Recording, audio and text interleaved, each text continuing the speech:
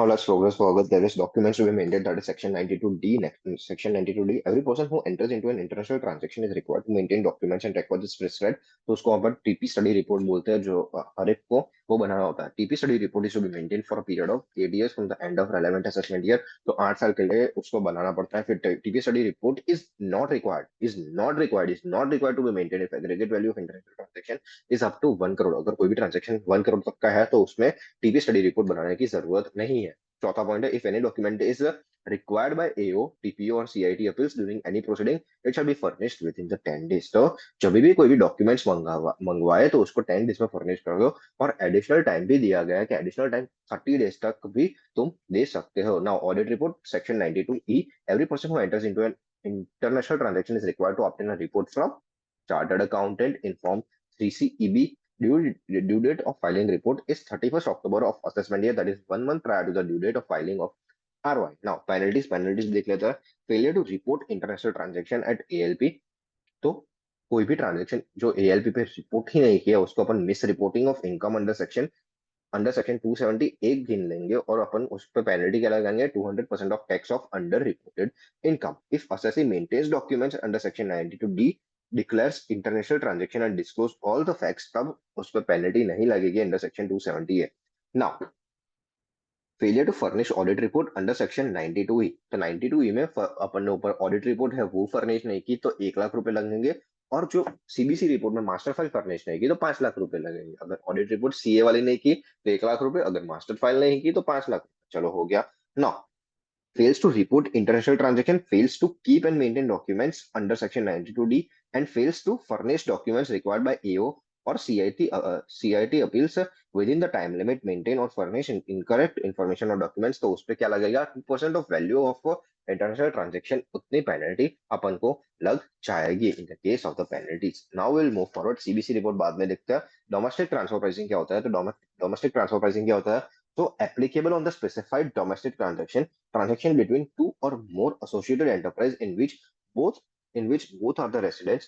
Specified domestic transaction क्या होता है. तो it is shifting of profit to the tax holiday enterprise and shifting of profit to loss making enterprise. तो अपन tax holiday SEZ वाली unit में अपन को profit transfer कर देते तो वहां पे डायरेक्ट 100%, 50%, 50% मिल जाता है. तो वहां पे जाके अपन अपने टैक्स की चोरी करते हैं. And it is applicable only if aggregate value of specified domestic transaction exceeds ₹20 crore. जब भी 20 करोड़ के से ज्यादा का ट्रांजैक्शन होगा तभी ही डोमेस्टिक ट्रांसफर प्राइसिंग एप्लीकेबल होगा. Section 92A, 92C, 92CA, 92D, 92E penalty shall apply as it. तो जो अपन ने अभी पेनल्टीज पड़ी वो सब अपनी यहाँ पे लग जाएगी. इस पे अप्पा नहीं, डोमेस्टिक ट्रांसफर प्राइसिंग पे अप्पा नहीं लगता, 92C नहीं लगता, और 92B बाहर वाला ट्रांजेक्शन थोड़ी जगह इट शैल नॉट अप्लाई.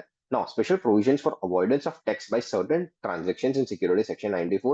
तो बोनस स्ट्रिपिंग ट्रांजेक्शन, तो बोनस स्ट्रिपिंग ट्रांजेक्शन पे ये पॉइंट है. तो if any person buys any securities within 3 months prior to the record date, तो जो अलॉटमेंट डेट है उसके पहले, उसके 3 महीने पहले वो सिक्योरिटी बाई करता है, and such person is allotted bonus security. तो बोनस सिक्योरिटी उसको मिल गई क्योंकि उसके पास शेयर्स, ओरिजिनल शेयर्स पड़े थे. And such person transfers original shares. तो जो ओरिजिनल शेयर्स थे उसने अलॉटमेंट डेट से 90 डेज में ट्रांसफर कर दिए. 9 मंथ्स में उसने बेच दिए, ट्रांसफर कर दिए या फिर बेच दिए, but continue to hold the bonus security. तो जो बोनस सिक्योरिटी जो मुफ्त में मिला था वो उसने होल्ड करके रखा, बट जो पैसे पैसे से लिया था वो उसने बेच दिया. Then loss arising on transfer of original securities. तो जो ओरिजिनल सिक्योरिटीज थी शैल बी कंप्लीटली इग्नोर्ड. वो जो लॉस था वो कंप्लीटली इग्नोर कर देना का. And such loss shall be deemed to be the cost of acquisition of bonus security. तो recorded means date of allotment of bonus security. इसमें एग्जांपल है रिकॉर्डेड, उसके 3 months मैंने परचेज किया, अलॉटमेंट ऑफ बोनस हुआ.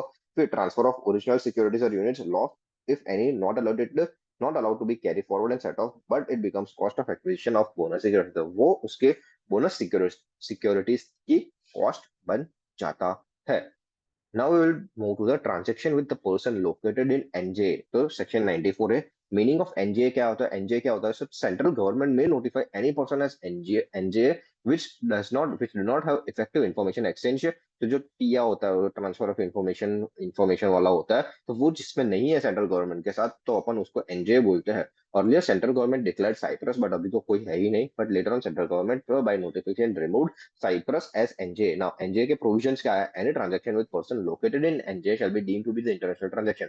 दोनों के बीच में प्यार नहीं है, फिर भी वो एक इंटरनेशनल ट्रांजैक्शन ही बोला जाएगा, whether such person is associated enterprise or not, and transfer pricing and TP provisions shall apply. Benefit of 3% variation in case of arithmetic mean concept is also not available. तो 3% वाला जो variation वाला concept है वो भी चला जाएगा। Any amount received from person located in NGA shall be deemed to be the income of the recipient if recipient does not explain source of such amount, and rate of TDS for any payment made to person located in NGA shall be rate given in net or 30% whichever is higher। तो वो अपनी NJ की TDS की rate हो जाती है।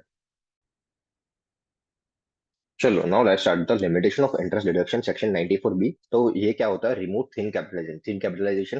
सो by action plan 4 of BPS, action plan 4 of BPS to remove thin capitalization. Thin capitalization क्या है? That is preference of debt over the equity.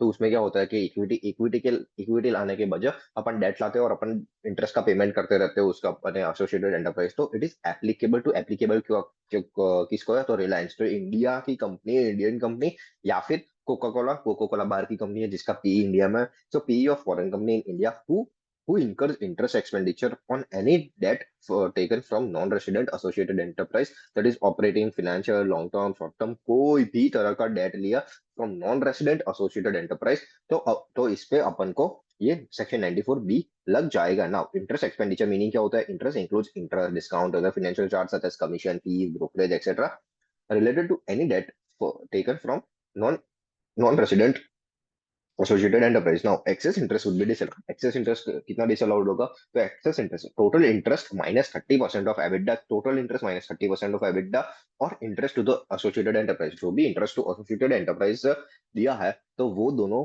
में से जो भी लोअर होगा वो डिसअलाउ हो जाएगा। So total interest minus 30% of EBITDA, और interest to associated enterprise whichever is lower disallowed हो जाएगा। In other words interest to a up to 30% of EBITDA is allowed। तो इंटरेस्ट 30% ऑफ EBITDA के जितना ही इंटरेस्ट अपन को allowed होगा। सो EBITDA क्या होता है? Earning before interest tax. EBITDA तो पता है। EBITDA, चलो एग्जांपल है, EBITDA 100 करोड़ है, interest to non resident A is equal to 48 crore. तो 48 crore minus 30% of -30% of 100 crore, that is 30 crore, और 48 करोड़, तो which is lower 18 crore disallowed हो जाएगा। Now carry forward and set off disallowed और excess interest. तो जितना भी excess interest होगा can be carried forward for maximum 8 assessment year and can be claimed or as a set off as deduction under PGBP head up to that limit। तो जो अपने ऊपर की लिमिट है तब तक वो अपन कैरी अपने वो करा ना, total interest minus 30% of EBITDA और interest to a next year में भी निकालेंगे और उसमें अपन सेट ऑफ कर पाएंगे up to that limit only. Now special point, with that is given by other person which is not the A. कोई A नहीं है और डेट किया और डेट दिया है, बट एसोसिएटेड एंटरप्राइज, तो जो थर्ड पार्टी ने डेट दिया, तो अपनी एसोसिएटेड एंटरप्राइज ने उसको गारंटी दी है कि अगर पेमेंट नहीं हुआ तो मैं पेमेंट करूंगा, तभी भी वो अपनी डीम्ड एसोसिएटेड मानी जाएगी। And deposit matching and corresponding amount, तो डायरेक्टली गारंटी दी है या फिर इनडायरेक्टली, मतलब गारंटी सिर्फ दी है और दूसरा है कि भाई पैसा ही दे दिया कि भाई डिपॉजिट ही दे दिया, तो डायरेक्टली या फिर इनडायरेक्टली कुछ भी करो, so it will be deem to be taken from an associated enterprise. और non applicability of section 94 B, कहाँ कहाँ सेक्शन 94 बी नहीं लगता? If total interest to NRAE is up to ₹1 crore in previous year. तो जब भी जो भी ट्रांजेक्शन है वो लेस देन इंटरेस्ट वाला ट्रांजेक्शन लेस देन 1 करोड़ है, तब नहीं लगेगा section 94 B. And if borrower is banking company, insurance company और एनबीएफसी, तो जब भी कोई भी borrower company is banking, insurance और एन एनबीएफसी कंपनी, तब उस पे सेक्शन 94 बी नहीं लगता ऑफ थिंग कैपिटलाइजेशन।